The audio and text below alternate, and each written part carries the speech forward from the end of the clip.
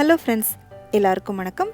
இன்றைக்கி ரொம்ப சிம்பிளாக பச்சை பட்டாணியும் உருளைக்கிழங்கும் சேர்த்து நல்லா கறி குழம்பு டேஸ்ட்டில் ஒரு சூப்பரான குழம்பு ரெசிபி தான் பார்க்க போகிறோம். இது ஒயிட் ரைஸோட ரொம்ப நல்லாயிருக்கும். அது மட்டும் இல்லாமல் கீ ரைஸ், புலாவ், தேங்காய் பால் சாதம் இந்த மாதிரி வெரைட்டி ரைஸோடையும் சேர்த்து சாப்பிட்டிங்கன்னா ரொம்ப நல்லாயிருக்கும். வாங்க இப்போ எப்படி பண்ணுறதுன்னு பார்க்கலாம். முதல்ல ஒரு குக்கரில் 2 டேபிள் ஸ்பூன் அளவுக்கு எண்ணெய் ஊற்றிக்கோங்க. எண்ணெய் நல்லா சூடானதுக்கப்புறமா 3 ஏலக்காய், 2 கிராம்பு, சின்ன துண்டு பட்டை போட்டுக்கோங்க. கூடவே ஒரு அரை டீஸ்பூன் அளவுக்கு சோம்பும், அரை டீஸ்பூன் அளவுக்கு சீரகமும் சேர்த்துக்கோங்க. இப்போ இதெல்லாம் கொஞ்சம் நல்லா பொரிஞ்சு வந்ததுக்கப்புறமா ஒரு 15லேருந்து 20 சின்ன வெங்காயத்தை தோல் உரிச்சிட்டு சும்மா 2 கட் பண்ணி போட்டு வதக்கிக்கோங்க. இப்போ இதோடவே ஒரு 3 பச்சை மிளகாவை நீளவாக்கில் கீறி போட்டுக்கலாம். உங்களுக்கு எவ்வளோ காரம் வேணுமோ அதுக்கேற்ற மாதிரி நீங்கள் பச்சை மிளகாய் சேர்த்துக்கோங்க. கூடவே கொஞ்சமாக கருவேப்பிலை போட்டுக்கோங்க. போட்டுட்டு எல்லாத்தையும் சேர்த்து நல்லா வதக்கி விட்டுக்கோங்க. இப்போ சின்ன வெங்காயம் உங்கள்கிட்ட இல்லை கிடைக்கல அப்படிங்கிற பட்சத்தில் நீங்கள் இது பெரிய வெங்காயம் கூட போட்டு பண்ணலாம். பெரிய வெங்காயம் சேர்க்குறதா இருந்தால் கொஞ்சம் மீடியம் சைஸ் வெங்காயம் 2 போட்டுக்கோங்க.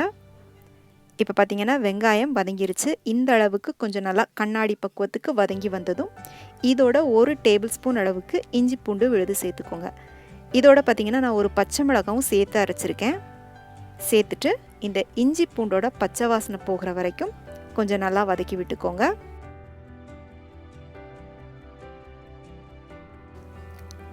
இப்போ இதோட தக்காளி போட்டுக்கலாம். தக்காளி நல்லா பழுத்த தக்காளி, கொஞ்சம் மீடியம் சைஸ் தக்காளி 2 தக்காளி கட் பண்ணி போட்டுக்கோங்க. போட்டுட்டு இதையும் நல்லா வதக்கி விட்டுக்கோங்க. தக்காளியும் வெங்காயமும் இந்த அளவுக்கு நல்லா கொஞ்சம் தொக்கு பதத்துக்கு வதங்கி வந்ததும் இதோட உருளைக்கிழங்கு சேர்த்துக்கலாம். இதில் பார்த்திங்கன்னா ஒரு 5 உருளைக்கிழங்கை தோல் சீவிட்டு கட் பண்ணி வச்சுருக்கேன். இதை போட்டுக்கலாம். உருளைக்கிழங்கை ரொம்ப குட்டி குட்டியாக கட் பண்ணாமல் இந்த மாதிரி கொஞ்சம் பெரிய பெரிய துண்டாக கட் பண்ணிக்கோங்க. கூடவே மெஷர்மெண்ட் கப்புக்கு ஒரு 3/4 கப் அளவுக்கு பச்சை பட்டாணி போட்டுக்கலாம். போட்டுட்டு நல்லா வதக்கி விட்டுக்கோங்க. ஏற்கனவே நம்மளோட சேனலில் இட்லி, தோசை, ஆப்பம், இடியாப்பம் இதுக்கெல்லாம் சைட் டிஷ்ஷாக வச்சு சாப்பிட்ற மாதிரி பட்டாணி உருளைக்கிழங்கு கிரேவி ரெசிபி அப்லோட் பண்ணியிருக்கேன். அதோட லிங்க்கும் நான் உங்களுக்கு கீழே டிஸ்கிரிப்ஷனில் கொடுக்குறேன், செக் பண்ணிக்கோங்க. இப்போ இதோட ஒரு 2 டேபிள் ஸ்பூன் அளவுக்கு குழம்பு மிளகாய்த்தூள் சேர்த்துக்கோங்க. குழம்பு மிளகாய்த்தூள் இல்லை அப்படின்னா 1 டீஸ்பூன் தனி மிளகாய்த்தூள், 2 டீஸ்பூன் மல்லித்தூள், ஒரு அரை டீஸ்பூன் சீரகத்தூள், 1/4 டீஸ்பூன் மஞ்சள் தூள் சேர்த்துக்கோங்க. கூடவே தேவையான அளவுக்கு உப்பு சேர்த்துக்கோங்க. சேர்த்துட்டு இந்த மசாலா பொருட்களோட பச்சை வாசனை மாறுற வரைக்கும் கொஞ்சம் அடுப்பை சிம்மில் வச்சுட்டு ஒரு 2 நிமிஷம் மட்டும் வதக்கி விட்டுக்கோங்க. இப்போ இது வதங்குறதுக்குள்ளே இதுக்கு தேவையான தேங்காவை நம்ம அரைச்சிக்கலாம். ஒரு மிக்ஸி ஜாரில் ஒரு சில் தேங்காய் கட் பண்ணி போட்டுக்கோங்க. கூடவே ஒரு 5 முந்திரி பருப்பு, 1 டீஸ்பூன் அளவுக்கு சோம்பு சேர்த்துட்டு கொஞ்சமாக தண்ணி சேர்த்து இதை நல்லா மையாக அரைச்சி எடுத்துக்கோங்க. பாருங்கள், அரைச்சாச்சு. ரொம்ப திரியாக இல்லாமல் இந்த மாதிரி நல்லா மையாக அரைச்சிக்கோங்க, அப்போ தான் நல்லாயிருக்கும். இப்போ இதை குக்கரில் வதங்கிட்டுருக்கிற காயோடு ஊற்றிக்கோங்க. ஊற்றிட்டு தேவையான அளவுக்கு தண்ணியும் ஊற்றிக்கோங்க. தண்ணி கொஞ்சம் தாராளமாகவே ஊற்றிக்கோங்க.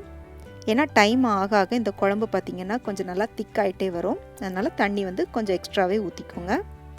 இப்போ இது எல்லாத்தையும் நல்லா கலந்துட்டு ஒரு தடவை உப்புலாம் கரெக்டாக இருக்கான்னு செக் பண்ணி பார்த்துட்டு ஒரு கொதி வந்ததும் குக்கரை மூடி விசில் போட்டுருங்க.